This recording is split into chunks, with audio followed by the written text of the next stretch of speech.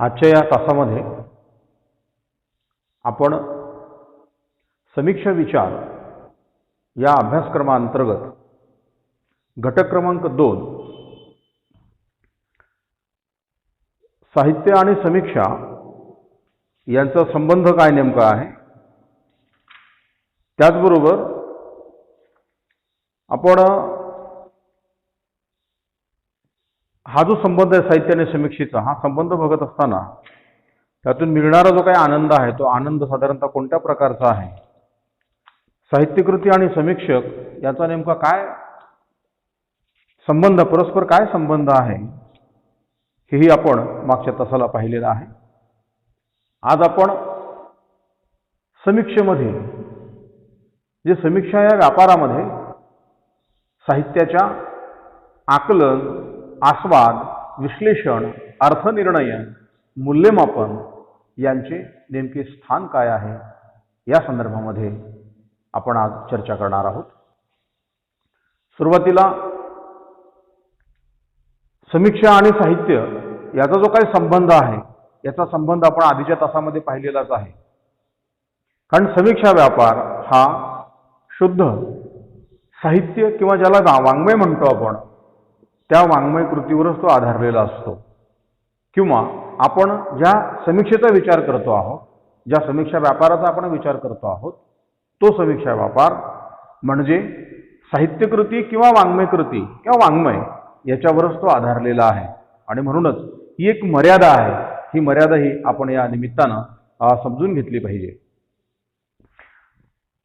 समीक्षेमध्ये साहित्याचे आकलन हे कसं केलं जातं, ते अपेक्षित आहे का, त्याचं नेमकं स्वरूप काय असतं, या अनुषंगानं जेव्हा आपण विचार करतो तेव्हा समीक्षा व्यापार करत असताना त्या समीक्षा व्यापारामध्ये जेव्हा आपण डोकावतो किंवा आपण सहभागी होतो त्यावेळेला आकलन ही त्याची पायरी आहे.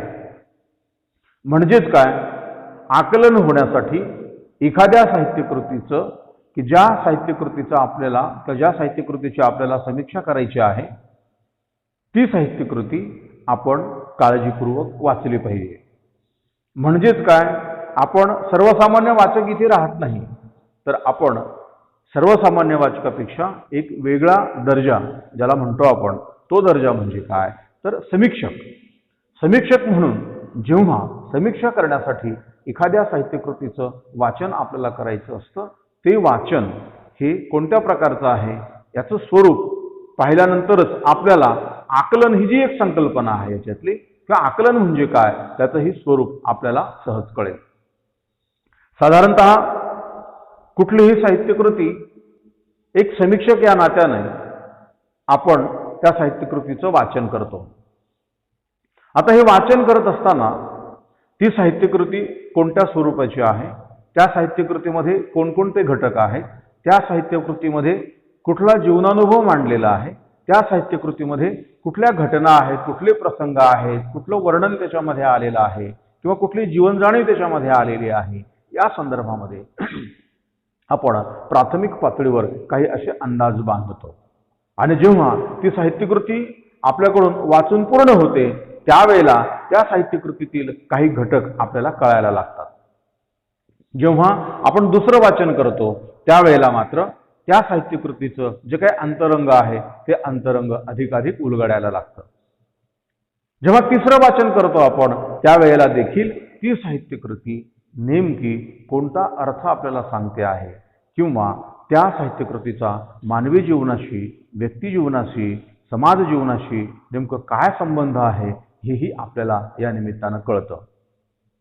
म्हणजेच काय, जेव्हा साहित्यकृतीचं वाचन आपण करतो आकलनासाठी, म्हणून आकलन याचा अर्थ असा आहे की साहित्यकृतीचं जे काही अंतरंग आहे किंवा साहित्यकृतीमध्ये जे काही सांगितलेलं आहे हे आपल्याला कळायला लागतं. कसं सांगितलेलं आहे हेही त्या निमित्तानं कळायला लागतं.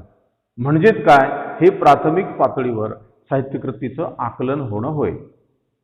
आता इथे होतं काय की साहित्यकृतीचे जे वाचन आहे, वाचन हे समीक्षेकडे वळण्याचे खरे तर पहिली पायरी आहे.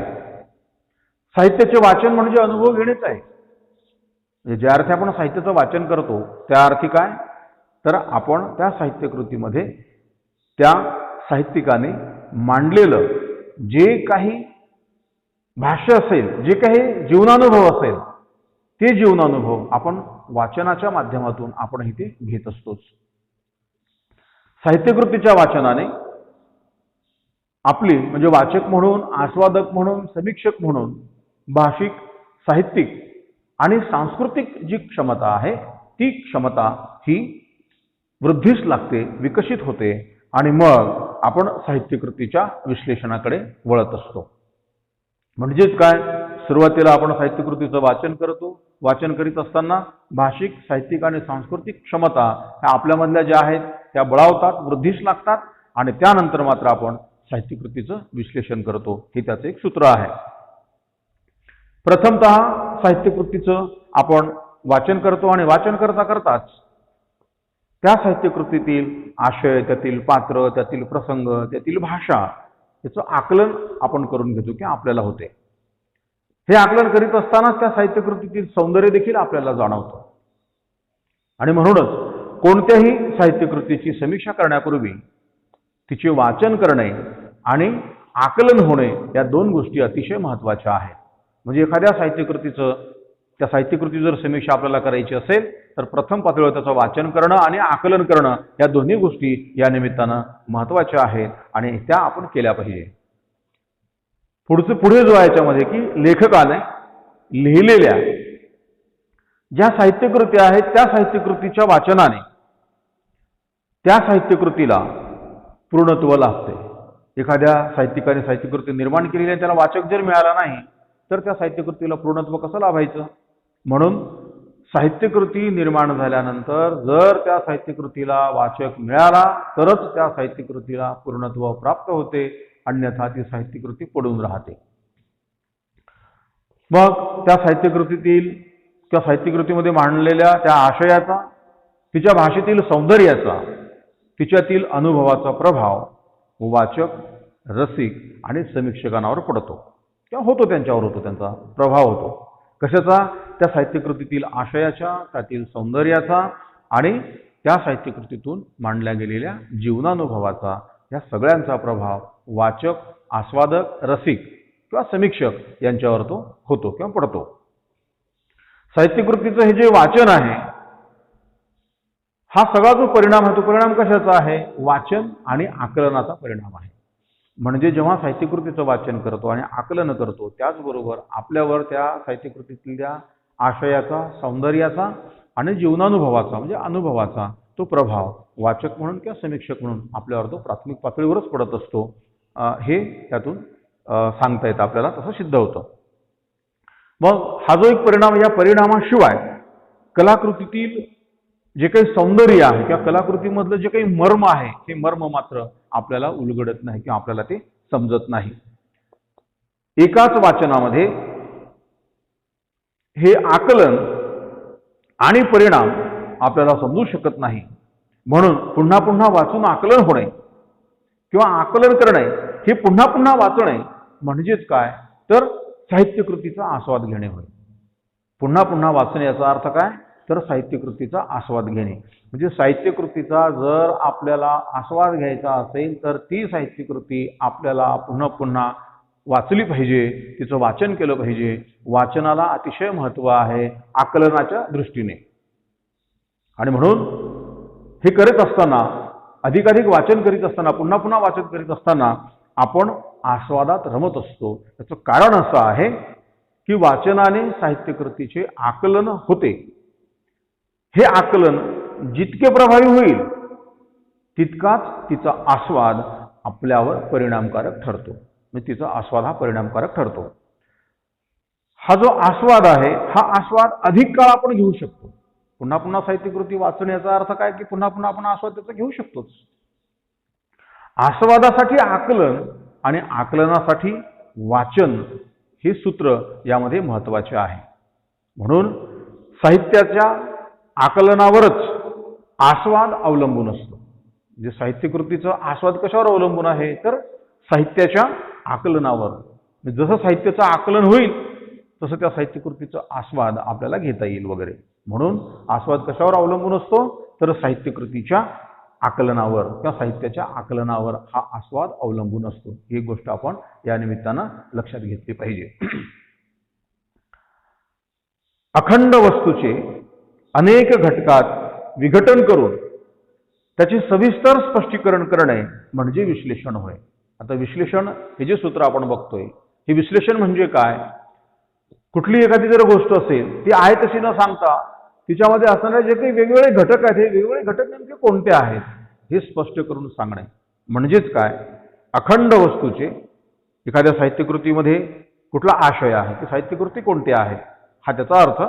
म्हणून अखंड वस्तूचे अनेक घटकात विघटन करून म्हणजे त्याचं विश्लेषण हा भाग त्याच्यामध्ये येतो. अनेक घटकात विघटन म्हणजे अलगीकरण करणे, त्याला वेगवेगळं करणे म्हणजेच विघटन करून त्याचे सविस्तर स्पष्टीकरण करणे म्हणजे विश्लेषण होय.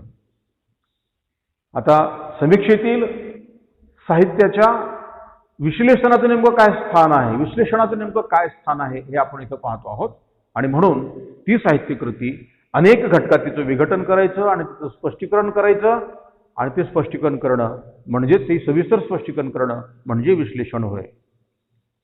साहित्यकृती ही अशीच अनेक घटकात आपल्याला विभागता येते आणि तिचे हे घटक जे आहेत ते पुन्हा परस्परांशी निगडीत होऊन ती एकसंधही होते.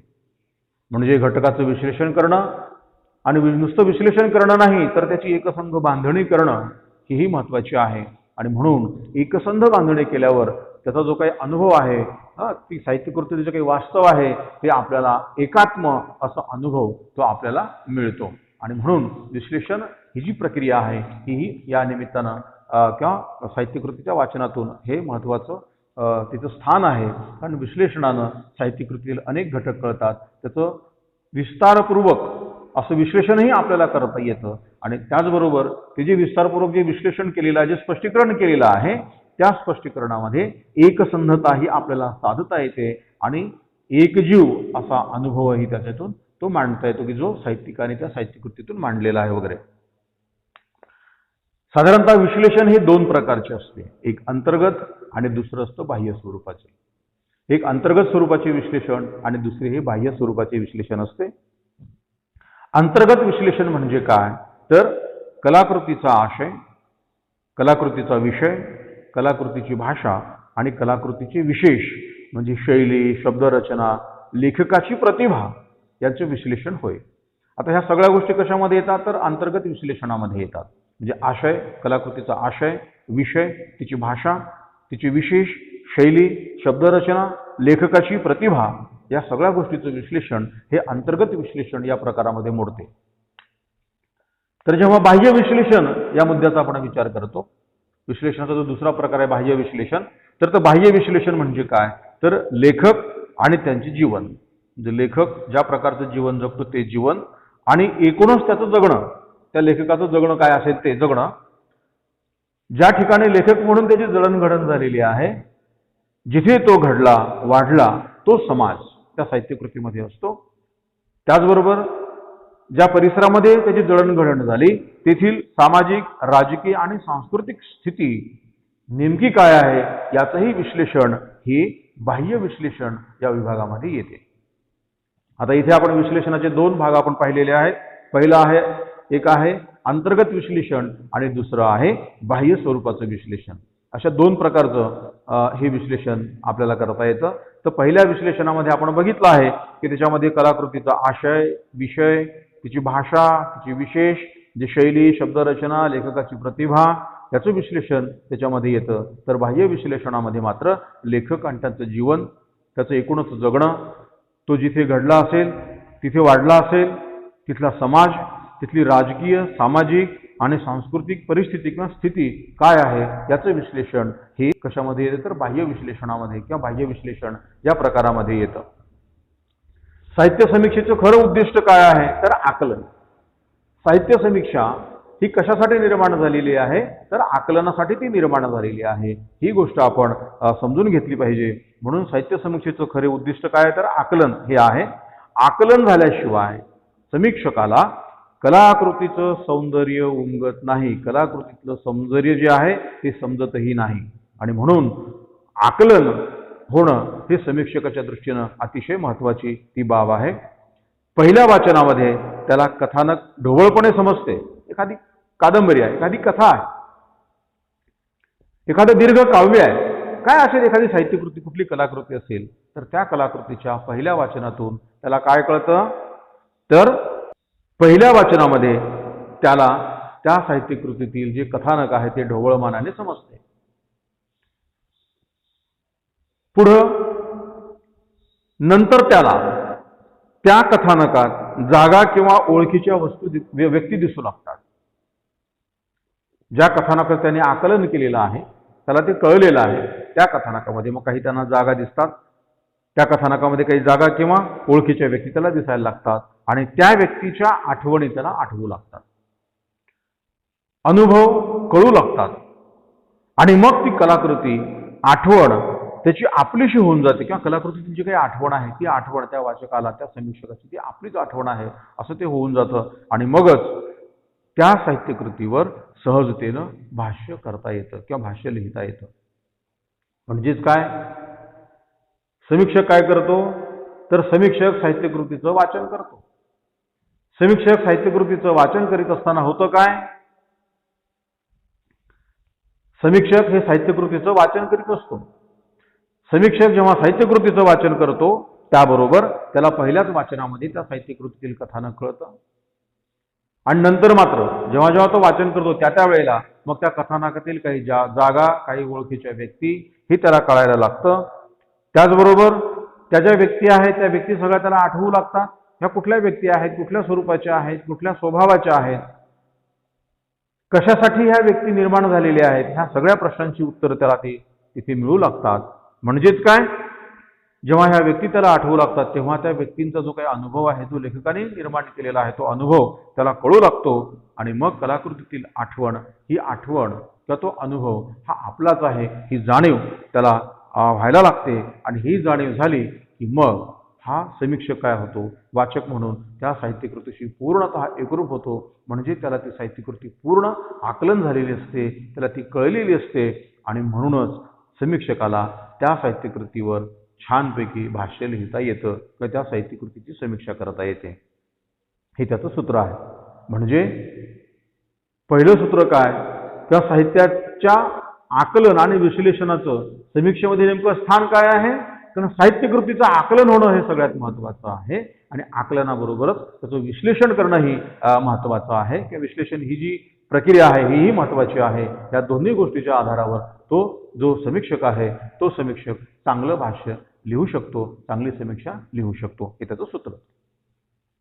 आता याच्यानंतरचा जो मुद्दा आहे तो आहे आस्वादाचा. आपण आता आकलन आणि विश्लेषण या गोष्टीचा विचार इथं केलेला आहे. आणि इथून पुढचा जो भाग आहे त्याच्यातला म्हणजे समीक्षेतील साहित्याचं आता आस्वादाचं नेमकं स्थान आहे ते आपण इथं पाहणार आहोत. तर यामध्ये समीक्षेची दुसरी पायरी म्हणजे आस्वाद घेणे होय. म्हणजे समीक्षेची ही दुसरी पायरी आहे. आस्वाद घेणे म्हणजे समीक्षेची दुसरी पायरी. म्हणून आस्वाद घेणे म्हणजे कलाकृतीमध्ये दंग होणे आहे किंवा कलाकृतीमध्ये किंवा कलाकृतीचा आस्वाद घेणे आहे, हा त्याचा अर्थ आहे. रसास्वाद ज्याला म्हणतो आपण. म्हणजेच काय, त्या कलाकृतीतील जो काही जीवनानुभव आहे तो जीवनानुभव अनुभवणं, तिचा आस्वाद घेणं ही ती प्रक्रिया आहे. आस्वाद आणि आस्वादानंतरचे लेखन म्हणजे खरे तर साहित्यकृतीचे नेमकेपणाने केलेले रसग्रहण आहे. म्हणजे रसग्रहण ही संकल्पना देखील इथे आपल्याला या निमित्ताने स्पष्ट करता येते. रसग्रहण म्हणजे काय, तर रसग्रहण म्हणजे या अनुषंगानं इथे असा विचार मांडला जातो, या निमित्ताने विचार मांडला जातो की आस्वाद आणि आस्वादानंतरचे लेखन म्हणजे एखाद्या साहित्यकृतीचा आपण आस्वाद घेतो आणि आस्वाद घेतल्यानंतर जेव्हा आपण लेखन करतो ते लेखन जे आहे ते लेखन म्हणजे त्या साहित्यकृतीचं नेमकेपणाने केलेलं रसग्रहण होय. रसग्रहण ह्या एका शब्दाची, या शब्दाचा अर्थ नेमका काय आहे, तर साहित्यकृतीचा आस्वाद घेतल्यानंतर जे त्या आस्वादानंतर जे लेखन केलं जातं ते लेखन म्हणजे साहित्यकृतीचे नेमकेपणाने केलेले रसग्रहण होय. रसग्रहण या शब्दाचा अर्थ तुम्हाला कळला. पुढे जाऊया. सामान्य वाचकाचा आस्वाद, रसिकाचा आस्वाद आणि एका जाणकार अभ्यासकाने घेतलेल्या साहित्यकृतीचा आस्वाद याच्यामध्ये फरक असतो. सामान्य वाचक हा काही समीक्षा करण्यासाठी वाचन करत नाही, किंवा रसिक जो आहे तो फक्त आस्वाद घेण्यासाठी त्याचं वाचन करीत असतो. पण समीक्षक मात्र, जाणकार वाचक मात्र, जाणकार अभ्यासक मात्र हा वाचन तर करतो, सामान्य वाचनासारखा वाचकासारखा वाचनही करतो, आस्वादासारखा आस्वादही घेतो, तो आस्वादही घेतो. पण या दोहोंच्याही पुढे तो जातो, आणि तो जाणकार असतो, त्याला समीक्षा लिहायची असते.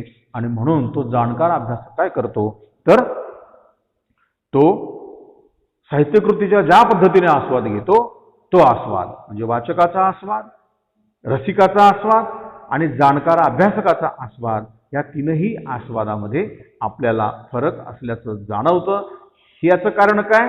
कारण तिघांचीही भूमिका ही वेगवेगळी असते. शेवटी भूमिकेला इथे महत्त्व आहे. आणि म्हणूनच सामान्य वाचकाला आणि रसिकाला त्याच्या आस्वादानंतरच्या निर्णयापर्यंतच्या प्रवासाची जी पायवाट आहे ती पायवाट समीक्षक त्या स्वतःच्या लेखनाने करीत असतो.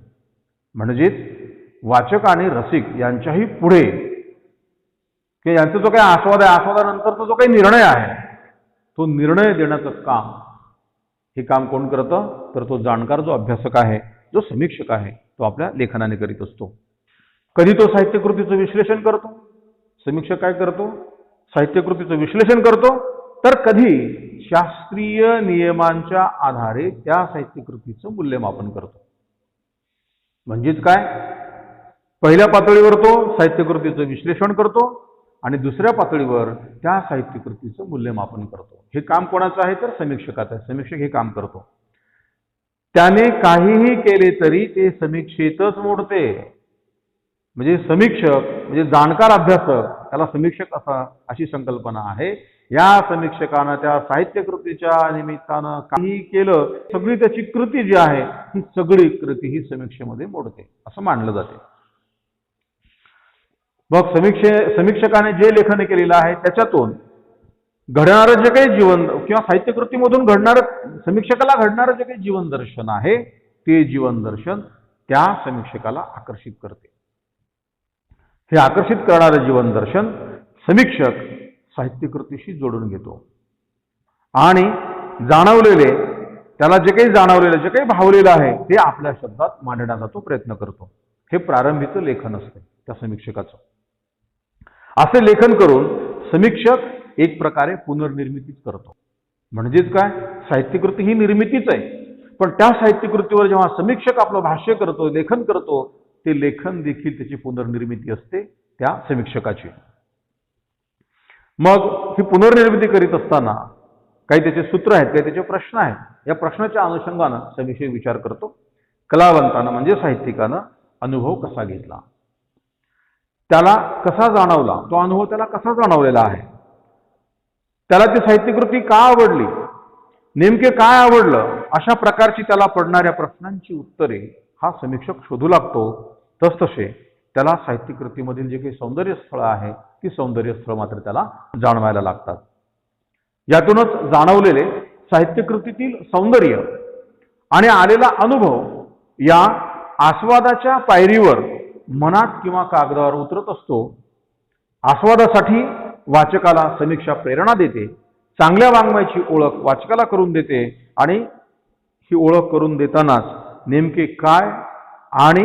नेमके काय वाचावे आणि कसे वाचावे याचेही मार्गदर्शन ही समीक्षा करीत असते.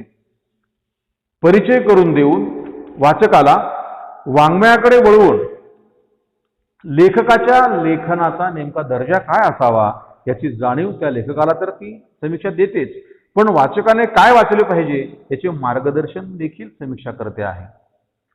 लेखक लिहित असताना आपण कोणत्या दर्जाचे लिहितो आहे, वाचकांना ते आवडेल की नाही हे लेखकाला समजत नाही. तो लिहित राहतो, त्याला तो दर्जा आणि लेखनाचेच भान देण्याचे काम समीक्षा आस्वादनाच्या रूपाने आपल्या समोर ठेवते. आणि वाङ्मय व्यवहार दिशाहीन होऊ नये यासाठी मोलाची मदत समीक्षा करीत असते. त्यात त्या साहित्यकृतीचे अर्थग्रहण सुद्धा सामावलेले असते. त्याचबरोबर समीक्षेमध्ये गुणग्रहण, रसग्रहण, मर्मग्रहण, सौंदर्यग्रहण या गोष्टीचाही समावेश होतो.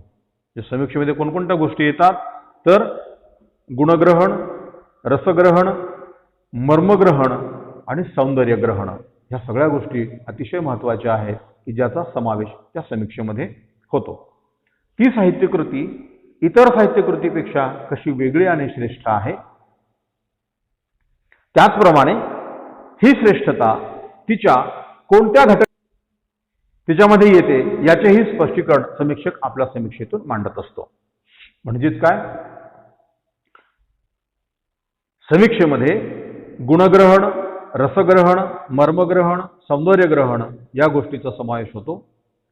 ती साहित्यकृती इतर साहित्यकृतीपेक्षा कशी वेगळी आहे आणि श्रेष्ठ आहे, त्याचप्रमाणे ही श्रेष्ठता तिच्या कोणत्या घटकामुळे येते याचेही स्पष्टीकरण समीक्षक आपल्या समीक्षेमधून मांडण्याचा प्रयत्न करतो, अर्थात मांडतो.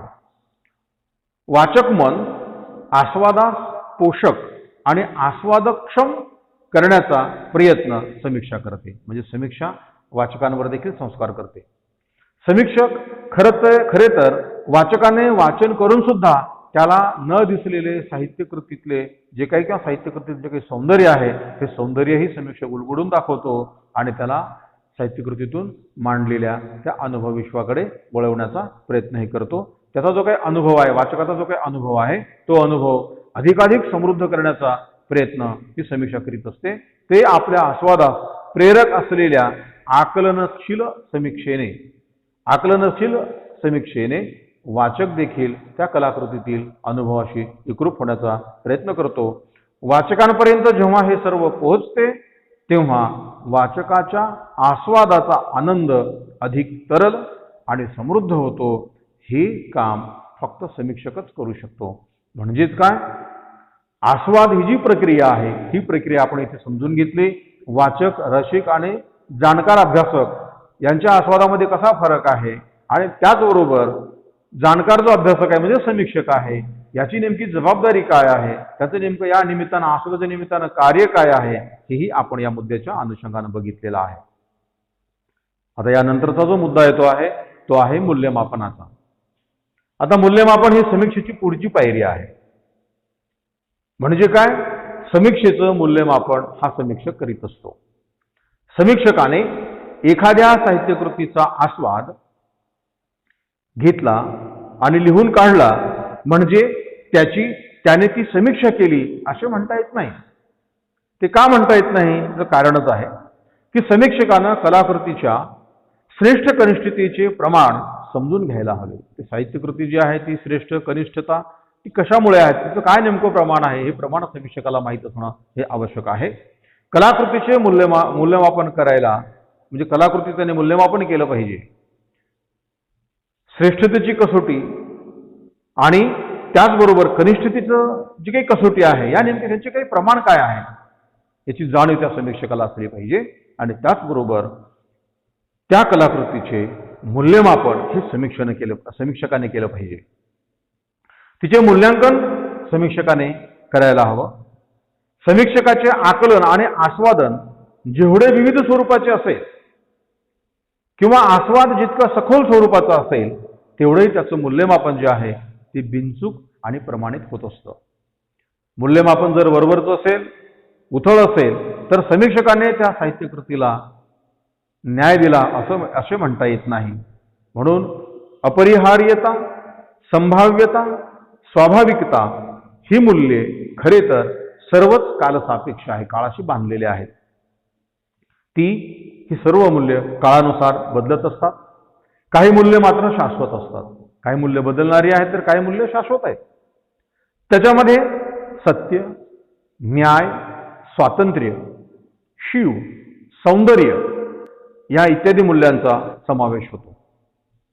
सत्य, न्याय, स्वातंत्र्य, शिव, स्वच्छता, पावित्र्य असा त्याचा अर्थ आहे. शिवचा अर्थ आणि सौंदर्य या सगळ्या मूल्यांचा समावेश होतो. ही मूल्य कशी आहेत? तर ही मूल्य शाश्वत आहेत. ही बदलणारी मूल्य नाही आहे. याच्यामध्ये बदल संभवू शकत नाही. या सर्व मूल्यांचे साहित्यकृतीमधील जे काही आकलन आहे किंवा जी मांडणी आहे ती मांडणी कशी आहे या मांडणीवरच, या मूल्याच्या अनुभवावरच त्या साहित्यकृतीच्या आस्वादाची पूर्णता होते आणि साहित्याचेही मूल्यमापन पूर्णतेकडे वळताना आपल्याला दिसते. खरे तर मूल्यमापनामुळे साहित्यकृतीचा जो दर्जा आहे तो दर्जा ठरतो. म्हणजे साहित्यकृती कोणत्या दर्जाची आहे हे मूल्यमापनामुळेच आपल्याला कळते.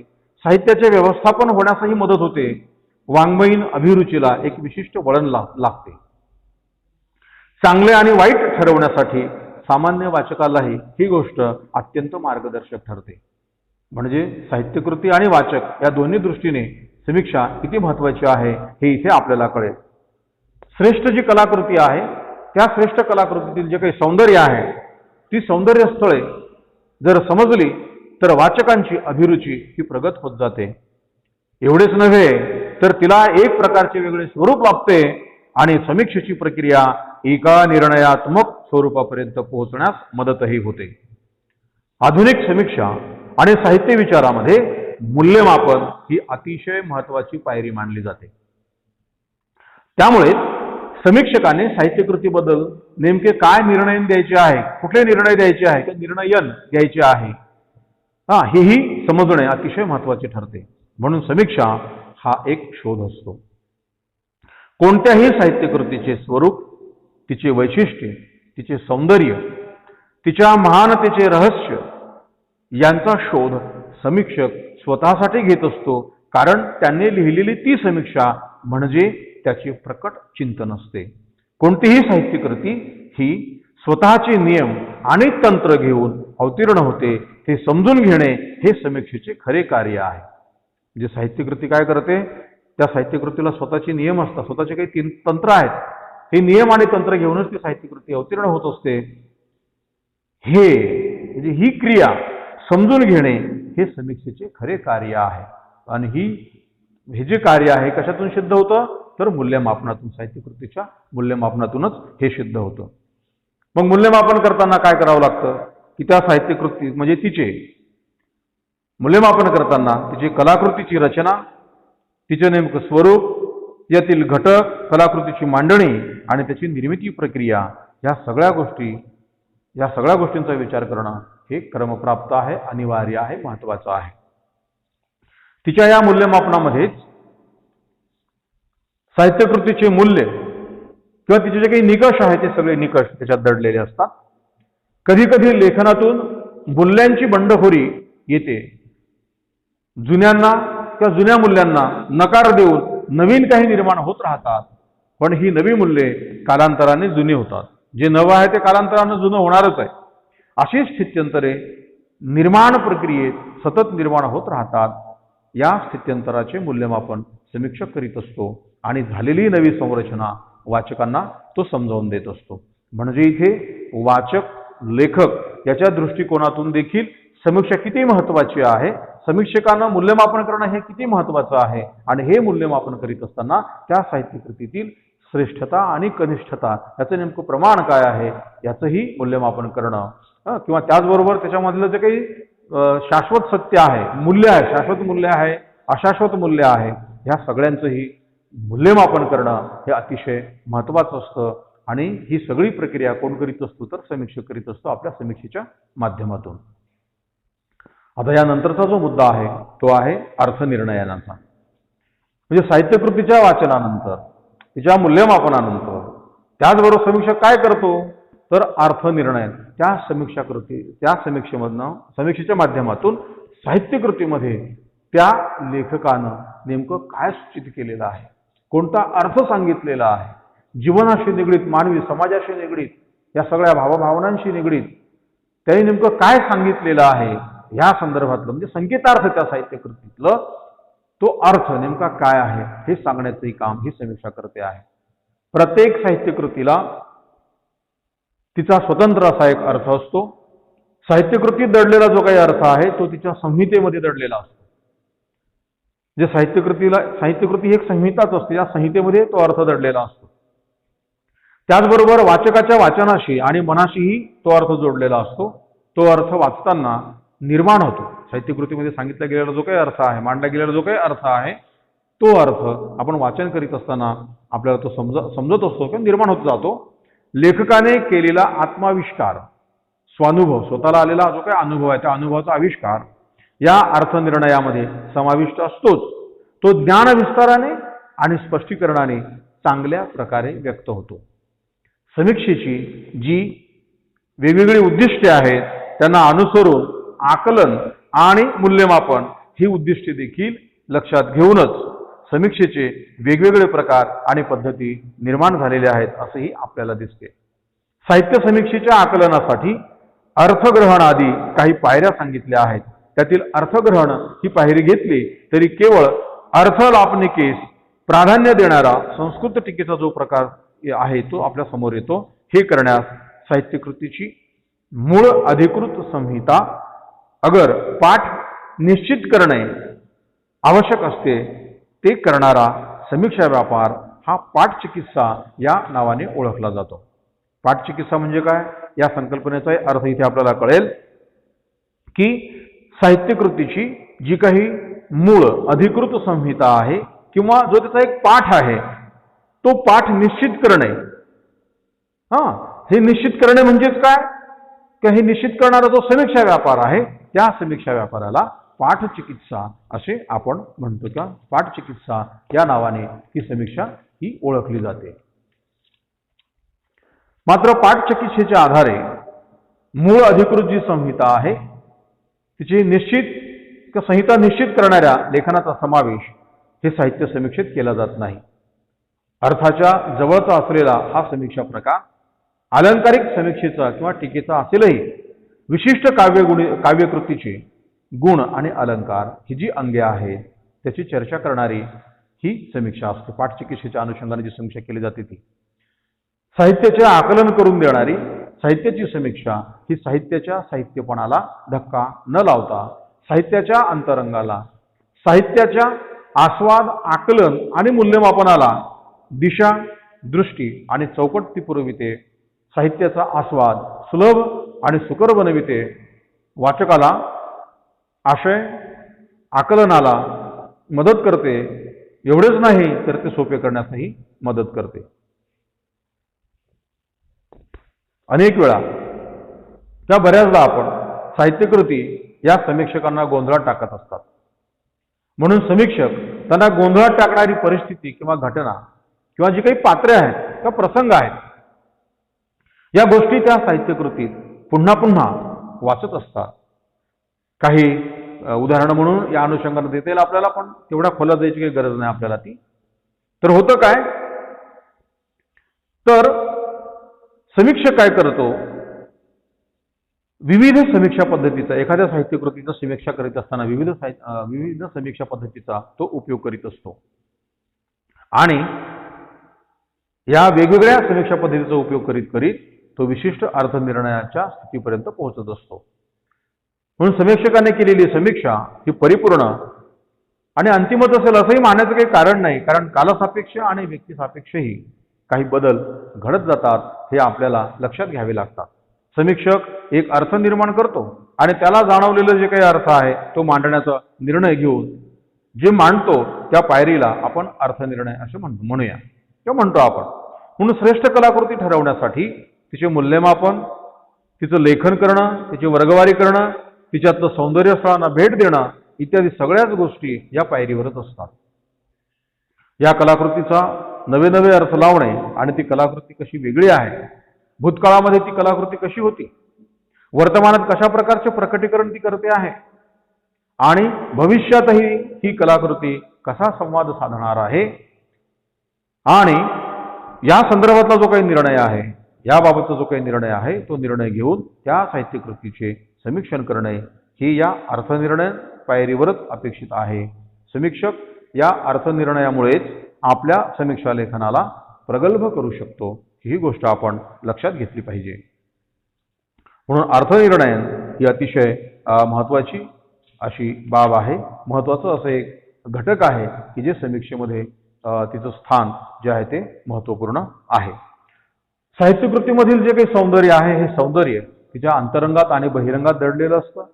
त्यामुळे कलाकृतीचा आशय आणि अभिव्यक्ती या दोहोंचेही सौंदर्य न्याहाळणे महत्त्वाचेही असते.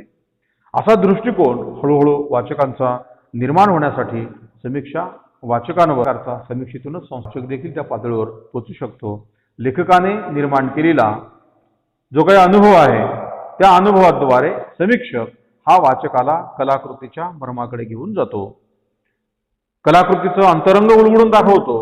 एवढंच नाही तर अशा कलाकृतीच्या माध्यमातून समीक्षक आपल्या समीक्षेतून एक निर्णायक असा अनुभवाविष्कार मांडतो आणि वाचकाला एका विशिष्ट निर्णयापर्यंत तो पोहोचवण्याचा प्रयत्न करतो.